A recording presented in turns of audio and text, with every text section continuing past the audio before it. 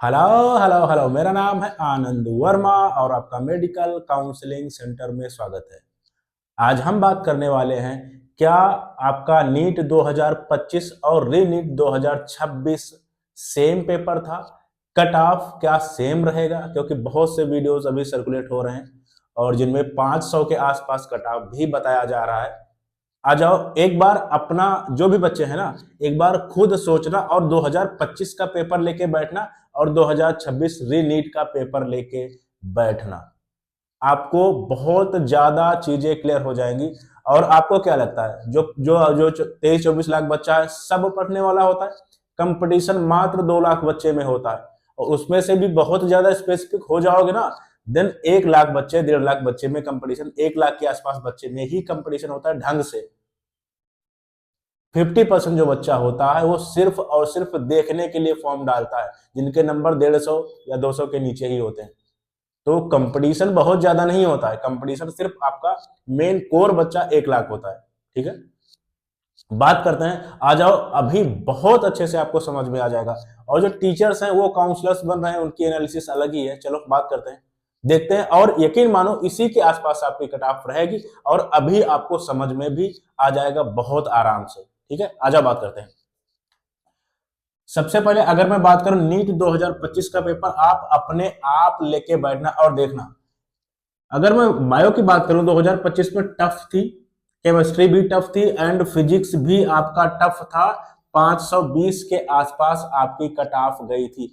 एक बार पेपर लेके आप बैठना, आंखें निकल आई थी। टफ भी था और लेंदी भी था 2025 का पेपर। नीट की हिस्ट्री में सबसे टफ पेपर था नीट 2025 का।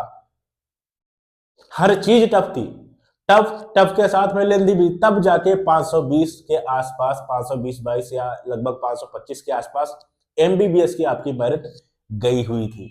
ठीक है, मैं किसकी बात कर रहा हूं? मैं बात कर रहा हूं आपकी ओबीसी और जो है हमारे जो ईडब्ल्यूएस एंड जनरल कैटेगरी की, एससी एसटी की 450 के आसपास गई हुई थी। ठीक है, अब आ जाओ बायोलॉजी। अभी आपको समझ में आएगा, जो बच्चा पढ़ा होगा, मैं फिर से बोल रहा हूं, कंपटीशन मात्र आपका बहुत अच्छा कंपटीशन 1 लाख बच्चे में होता है। तो जो बच्चा पढ़ा होगा, जो नहीं पढ़ा होगा उसके लिए तो सारा कुछ टफ है ना भाई, उसको तो पेपर टफ ही लगेगा ना। ये रियलिटी अभी आपको दिख जाएगी, अभी 1 मिनट में इसी वीडियो में आपको समझ में आ जाएगा। अब बात करते हैं, अब री नीट 2026 की अगर मैं बात करूं तो बायोलॉजी, आप बहुत आराम से मेरी बात से सहमत होंगे, बायोलॉजी सिंपल था। जो बच्चा पढ़ने वाला होगा देखना 300 प्लस आराम से बायोलॉजी में मारेगा, बहुत आराम से मारेगा इस बार। ठीक है, और केमिस्ट्री की अगर मैं बात करूं, केमिस्ट्री भी आपकी सिंपल टू मॉडरेट थी। मतलब आपके लगभग लगभग जो है, लगभग आराम से 30 से 35 क्वेश्चन आराम से निकाले जा सकते थे। याद रखना, बहुत आराम से एक बार आप देख लेना अपने आप। ठीक है, और अब बात करते हैं फिजिक्स की। फिजिक्स भी आपकी सिंपल टू मॉडरेट थी, आराम से 25 से 30 क्वेश्चन निकाले जा सकते थे। अगर ये क्वेश्चन आप कैलकुलेट कर लोगे 25 से 30 और 30 से 35, देन आपके लगभग मान के चलो लगभग 130 120 जो हमारे नंबर बनते हैं, लगभग वही वही 600 के आसपास आ जाओगे। सिंपल क्वेश्चन की मैं बात बता रहा हूँ, सिंपल क्वेश्चन के आसपास आपकी जो मेरिट बनेगी वो आपकी लगभग 550 के आसपास आ जा रही है। ठीक है, लेकिन क्या ऐसे ही पेपर होगा ना? नहीं ना, और भी अच्छे क्वेश्चन निकालने वाले बच्चे होंगे। अगर मैं सिंपल की बात करूं देन 140 के आसपास, 140 के आसपास आपके सिंपल क्वेश्चंस बन रहे हैं। 140 का मतलब कितना हो गया?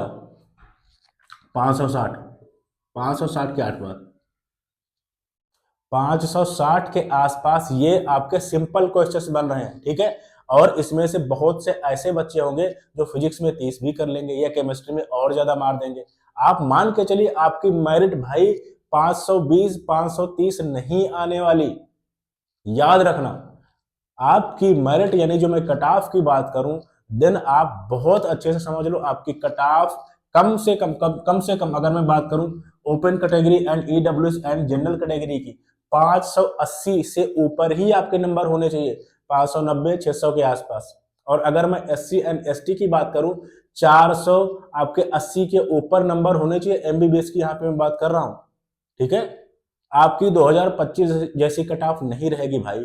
आप पेपर उठा के खुद एनालिसिस कर लो, जमीन आसमान का अंतर है नीट 2025 और रीनीट 2025 के क्वेश्चन पेपर में। वहां तो बायो, फिजिक्स, केमिस्ट्री सब सिंपल था, यहाँ बायो तो इस बार हलवा ही पकड़ा दिया, ऐसे ही पकड़ा दिया।